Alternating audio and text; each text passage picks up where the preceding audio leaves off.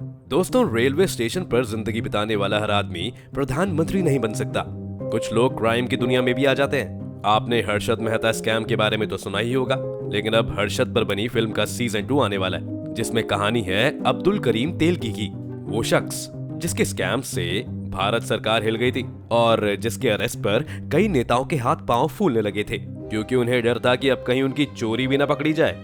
क्या था ये स्कैम और कौन था अब्दुल करीम तेलगी, जानेंगे हम आज की इस वीडियो में, तो अंत तक बने रहिएगा हमारे साथ। लेकिन वीडियो शुरू होने से पहले अगर आप लोग चैनल पर नए हैं या आपने अभी तक चैनल को सब्सक्राइब नहीं किया तो चैनल को सब्सक्राइब करना और बेल आइकन दबाना ना भूलें। सन 2000 में बेंगलुरु पुलिस को एक टिप मिलती है कि 2 लोग फेक स्टैम्प पेपर्स को लेकर कहीं जाने वाले हैं। इस इंफॉर्मेशन की बिना पर वो एक जगह पर छापा डालते हैं और उन्हें वहां ये फेक स्टैम्प पेपर्स मिल भी जाते हैं, जो बिल्कुल ओरिजिनल से ही दिखते थे, लेकिन कोई आदमी उनके हाथ नहीं आता। आगे के इन्वेस्टिगेशन में एक नाम सामने आता है, अब्दुल करीम तेलगी का। अब्दुल का पहले भी जेल में रिकॉर्ड रह चुका है और यहाँ से चिट्ठा खुलना शुरू होता है। अब्दुल का जन्म 1961 में कर्नाटका में हुआ था और 8 साल में ही उसके पिता की मौत हो गई थी और परिवार की फाइनेंशियल हालत इतनी खराब हो गई थी कि उन्हें रेलवे स्टेशन के पास सब्जियां और फल बेचने पड़े। लेकिन अब्दुल में हमेशा से ही गजब का टैलेंट था। इसी गरीबी में उसने स्कूल पास किया और फिर बीकॉम की डिग्री लेकर वो एक सेल्स एग्जीक्यूटिव के तौर पर फेलिक्स इंडिया में काम करने लगा। यहाँ पर बुरी परफॉर्मेंस के कारण जब उसे निकाला गया तो किशन गेस्ट हाउस नाम की एक जगह में काम करने लगा। लेकिन इस नौकरी से भी वो खुश नहीं था। उसके सपने कुछ ज्यादा ही बड़े थे और उन्हें पूरा करने के लिए वो सऊदी अरब चला गया, जहां उसने कई सारी जॉब्स की और उसे कुछ हद तक सक्सेस भी मिली। लेकिन ये वो सक्सेस नहीं थी जो उसे सेटिस्फाई कर सके, इसलिए वो भारत लौटा और मुंबई चला गया। यहाँ पर अब्दुल ने ये नोटिस किया कि बहुत सारी ट्रैवल एजेंसीज लोगों का फेक पासपोर्ट बनाकर अच्छे खासे पैसे छाप रही थी। फिर क्या था, उसे मौका दिखा और वो भी इस बिजनेस में घुस गया। उसने अरेबियन मेट्रो ट्रैवल्स नाम से एक ट्रैवल एजेंसी भी खोली, जो मिडिल ईस्ट जाने वाले उन लोगों के काम आती थी जिनके पास पासपोर्ट के लिए कंप्लीट डॉक्यूमेंट्स नहीं होते थे। पासपोर्ट के साथ साथ वो उन्हें इमिग्रेशन प्रोसेस से पास करवाने में भी मदद कर रहा था। लेकिन कुछ वक्त तक सक्सेसफुली इस बिजनेस को चलाने के बाद उसे इमिग्रेशन ऑफिसर्स ने पकड़ लिया और अब्दुल को जेल हो गई। जेल जाने पर या तो आदमी सुधर जाता है या फिर क्राइम में ग्रेजुएट होकर बाहर निकलता है। उसे यहाँ पर कई सारे क्रिमिनल्स मिले जो अलग अलग तरह के क्राइम्स करके आए थे और उसका नेटवर्क काफी स्ट्रॉन्ग हो चला था। इसी जेल में उसे रतन सोनी भी मिला, जो एक स्टॉक मार्केट स्कैम के चलते जेल में था। इन दोनों में काफी अच्छी दोस्ती हो गई और तब इन लोगों ने आपस में एक स्कैम का प्लान बनाना शुरू कर दिया। रतन ने अब्दुल को स्टैम्प पेपर की दुनिया से इंट्रोड्यूस किया। आप तो जानते ही होंगे कि लगभग हर तरह की रजिस्ट्रेशन में स्टैम्प पेपर की कितनी जरूरत होती है।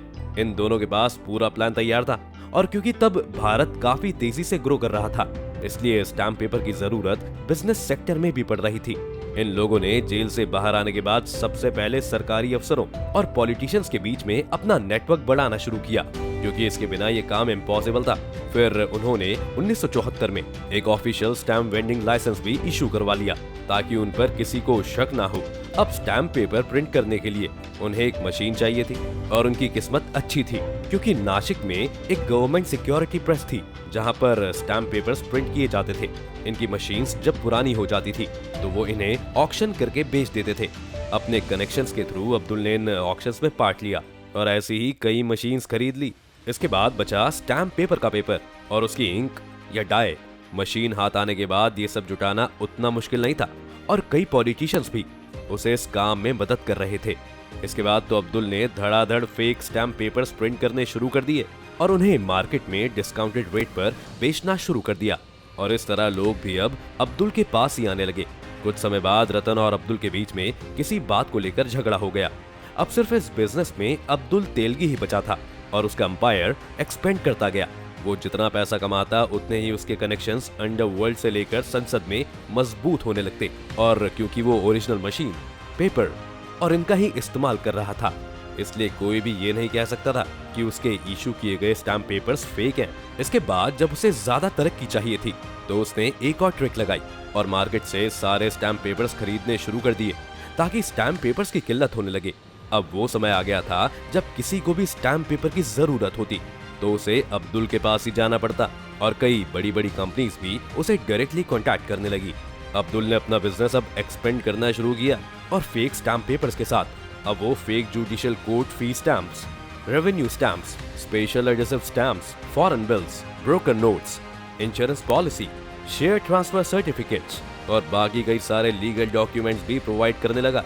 उसने अपने इस पूरे धंधे को संभालने के लिए करीब 350 से ज्यादा एजेंट्स को हायर किया हुआ था और इस बीच उसने 32,000 करोड़ से ज्यादा फेक डॉक्यूमेंट्स बेचे थे। लेकिन इसी बीच वो टिप आ गई और उसके ठिकाने पर रेड पड़ गई। इस रेड के बाद वो कुछ दिनों के लिए अंडरग्राउंड हो गया, लेकिन फिर एक दूसरी टिप ने पुलिस को बताया कि वो अजमेर के लिए निकलने वाला है और तब उसे अजमेर में गिरफ्तार कर लिया गया। उसके कारनामों की जांच करने के लिए एक स्पेशल इन्वेस्टिगेशन टीम बनाई गई। इस इन्वेस्टिगेशन में अब्दुल करीम तेलगी के अलावा इंडियन सिक्योरिटी प्रेस के कई ऑफिसर्स का भी नाम सामने आया और साथ ही समाजवादी पार्टी से जुड़े नेता अनिल होते भी इस पूरे स्कैम में मिले हुए दिखे और उन्हें 4 साल की सजा हो गई। लेकिन इस सजा के होने से पहले उन्हें एक बार इस केस में छोड़ भी दिया गया था। वहीं दूसरी ओर अब्दुल और उसके बाकी साथियों को 30 साल की सजा हुई और उस पर 202 करोड़ का जुर्माना भी लगाया गया। लेकिन मामला यहीं पर खत्म नहीं हुआ था, क्योंकि अब्दुल के पास अभी भी कई ऐसे राज थे जिनके सामने आने से तहलका मच सकता था। इसी वक्त ये खबर चलने लगी थी कि अब्दुल ये नाम शायद पुलिस को बताने वाला है और इसके लिए वो सजा माफी जैसी डील्स भी नेगोशिएट कर रहा था। वहीं दूसरी ओर तेलगी इन नेताओं से भी लगातार कांटेक्ट में था ताकि वो उसे इस केस में बाहर निकलवा दे। खैर ये दोनों ही चीजें नहीं हो पाई, क्योंकि 23 अक्टूबर 2017 के दिन अचानक ही ये खबर आती है कि अब्दुल तेलगी की मौत उसके जेल सेल में ही हो गई है। मौत का कारण मल्टीपल ऑर्गन फेलियर बताया जाता है, लेकिन एक और अजीब घटना होती है जिससे लोगों को लगता है कि ये मौत नेचुरल नहीं थी। 2018 में नासिक सेशन कोर्ट का एक फैसला आता है कि क्योंकि पुलिस के पास पूरे सबूत नहीं है, इसलिए ये साबित नहीं किया जा सकता कि अब्दुल तेलगी इस केस में कसूरवार थे। अब्दुल को 2006 में अरेस्ट किया गया था और ये जजमेंट 2018 का है, यानी 12 साल में पुलिस ऐसे सबूत ही इकट्ठा नहीं कर पाई जो ये जुर्म साबित कर दे। कई लोगों ने कहा कि जुर्म साबित हो जाता तो फिर केस की बाकी कड़ियों को भी उससे जोड़ना पड़ता और उसके पीछे तो बहुत नामी ग्रामी लोग थे। आखिर फिर उसकी सियासत का क्या होता? यहीं से लोगों ने ये बात करनी शुरू कर दी। जिस तरह हर्षद मेहता की मौत भी जेल में हो गई थी और कई बड़े लोगों का नाम उस स्कैम में बाहर आने से बच गया था, उसी तरह अब्दुल करीम तेलगी के साथ भी हुआ है। सोचिए, बिना सबूत के ये मुमकिन कैसा था कि कोई मुकदमा इतना लंबा खिंच जाता? कुछ तो गड़बड़ थी। किसी के पास तो सबूत थे जो बाद में जानबूझकर कोर्ट में पेश नहीं हुए। खैर, इस मामले पर उसके बाद बहुत ज्यादा बात तो नहीं हुई, लेकिन अब फिर से नए सिरे से लोगों ने इस पर बात करनी शुरू कर दी है। आपको अपने विचार में क्या लगता है कि क्या पॉलिटिशियंस के इन्वॉल्व होने वाली बात बस एक कॉन्स्पिरेसी थ्योरी है या फिर आपको इसमें कुछ सच्चाई भी दिखती है? साथ ही हमें कमेंट्स में ये भी बताएं कि क्या आप ऐसे और स्कैम्स के बारे में वीडियोस देखना पसंद करेंगे। अगर आपको ये वीडियो पसंद आई हो तो वीडियो को लाइक और शेयर करें और अगर आप चैनल पर नए हैं तो चैनल को सब्सक्राइब करना और बेल आइकन दबाना ना भूलें।